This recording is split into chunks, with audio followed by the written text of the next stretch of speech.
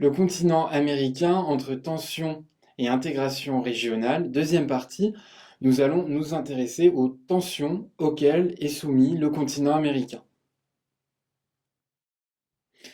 Premier point, il faut analyser l'impérialisme nord-américain qui reste une source de tension à l'échelle du continent américain dans sa globalité. Cette prétention des États-Unis à l'hégémonie sur l'ensemble du continent américain est ancienne. Elle a été formulée au XIXe siècle avec ce qu'on appelle la doctrine Monroe, selon laquelle les États-Unis s'arrogeaient le droit d'intervenir dans les affaires intérieures des États américains pour y défendre leurs intérêts. Donc ceci a expliqué le soutien traditionnel que les États-Unis accordaient à des dictatures militaires, comme à Cuba avant 1959 et la révolution castriste, ou à certains coups d'État militaires, comme celui du général Pinochet au Chili en 1973. Ces régimes militaires soutenus par les États-Unis favorisaient la mainmise des économies par des FTN américaines, et cela parfois au détriment du développement des populations. Ceci explique qu'en Amérique latine, certains États souhaitent s'émanciper de cet impérialisme américain.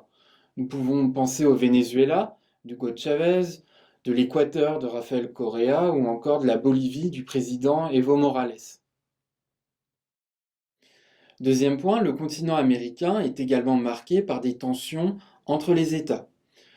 Nous pouvons là ici développer l'exemple emblématique des relations entre les États-Unis et le Venezuela autour de la question de la nationalisation du pétrole du bassin de l'Orénoque que le président Hugo Chavez voulait utiliser pour favoriser le développement de la population du Venezuela.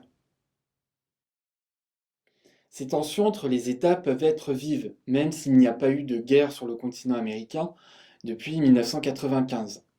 Ces tensions peuvent être de nature idéologique, souvent entre États qui se réclament d'une idéologie socialiste et des États au modèle capitaliste et libéral. On peut penser aux tensions entre le Venezuela d'un côté et la Colombie de l'autre.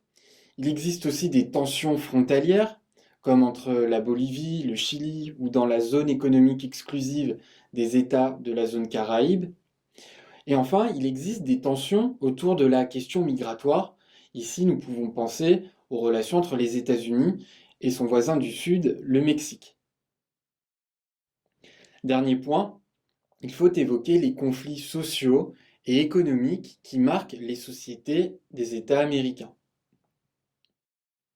Ces conflits s'expliquent par la présence de fortes inégalités sociales et économiques que les États ne parviennent pas toujours à effacer, comme notamment au Brésil. Et parfois, ces inégalités se couplent à des inégalités raciales, comme notamment aux États-Unis.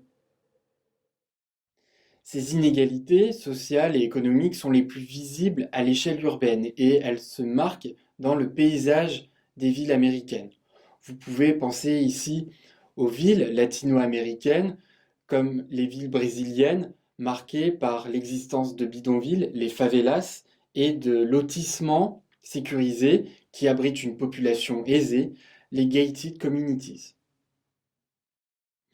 Le continent américain est donc marqué par des divisions, et face à celles-ci, les États du continent ont mis en avant des projets d'intégration régionale.